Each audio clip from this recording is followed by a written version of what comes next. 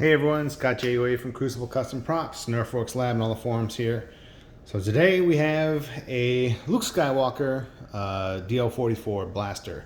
So of course this is not a live fire, but it is the Field Marshal 1-to-1 steel replica. But looks just as good as the live fire. In fact, it looks very much like the live fire. So pretty much pretty straightforward, really. It's the Field Marshal Mauser. This is it's been blued and fire blued. All the proper parts have been fire blued. This is his Walnut Grips. Now the owner did order some ebony grips, which look super awesome as well, because he liked them really dark. But these look much darker in real life, in person. These pretty much match real 100-year-old grips on a real Mauser, as far as color tone and everything like that.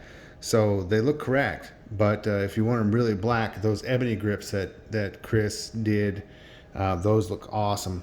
And of course we have the flash hider, the scope mount bracket, and of course this is a real M19 scope. In fact, this is my last one that I've been kind of hoarding for a long time, that I sold, and it's in fantastic shape. I mean, this is like the most brand newest one I've ever seen. It was just kind of, I was holding on to it, but decided to let it go because it was just sitting in my safe. And of course we also have a real vintage V8 kit greeblie there, the little distributor piece right there that goes over the trigger. Now a lot of people are confused by the Luke. They think that it has the motor coil thing and more greeblies and stuff, and it doesn't. On screen, 100%, it does have this, but you can tell there was another one at one point, but that's it. The rest of it is non-existent during filming, and any of the promo shots there's none. Even the promo shots only have this one here. So this is pretty much exactly what you saw on screen. There's no other greeblies on the Luke blaster. So let me get up close here and we'll take a look. It's hard in this light. It's really hard to see in this light. This is weathered quite a bit, but this nighttime light where the light is kind of over that way just doesn't show it very well, unfortunately. But the pictures you'll be able to see in the photos that I put online on the Facebook and stuff like that, it is quite weathered. Anyway, the other thing that comes with when you order the Mauser from Field Marshal, it comes with a full-size barrel because the stem bridge needs a full-size barrel. That stem bridge is the only one with a full-size barrel. The ESBs, the two heroes, the Han and the Luke, both are cut after what would be the front sight. Now the Field Marshal replica doesn't even have a front sight on it. It would be much harder to machine that way, and it's unnecessary for all the Star Wars blasters. But when you get this for an ESB, you do need to cut down the barrel.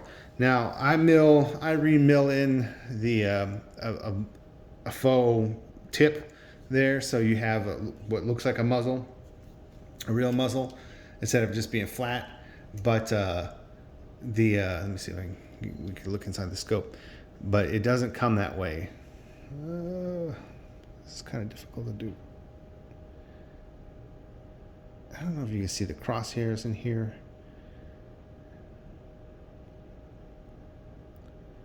Probably wouldn't focus anyway. Anyway, they're in there. But so yeah, you definitely have to cut it down. Not everybody will have the ability to mill the recess, but luckily I can do that. It just barely fits in the mill. Now my mill is fairly large, but once you have a vise on it, and then you have the taper and the mill itself, you're pretty much don't have much travel left. But anyway, luckily I'm able to do that, so that's kind of cool. But here it is, pretty straightforward. There's not much to it. It's a fairly simple, as far as details go, it's fairly simple. But these Mausers are never simple. They take a lot of file work, a lot of time to get it to all the contours to look like a real Mauser, to feel like a real Mauser. It's just a great kit. These steel Mausers are the best thing. I don't want to keep doing live fires, and the hassle with real firearms is just a pain. So this is it. This is cool. Oh, and I did do all the correct stampings. So I chose 1980 for the year Empire Strikes Back came out, and 5. So 19805. The 5 is for episode 5. So just kind of my own tongue-in-cheek little serial number here. You get the new type safety 805. The lock frame matches the lower frame. You got the crown overview proof here, serial number there. You get the full serial number here, the crown overview proof right there, and the military acceptance mark is there, right there. You can see it. I don't know if you can see it in this light, but it's there. Anyway, you don't even get to really take a look at it, but I added it.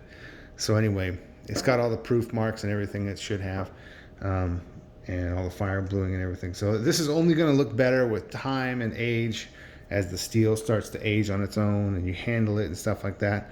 It's going to look great. It already looks really good, especially in person, but it's going to look even better with time and handling. So anyway, guys, thanks for watching. You've seen this before, but I really like to share these when I do them because they feel so special in the hand. So anyway, guys, thanks for watching. Bye-bye.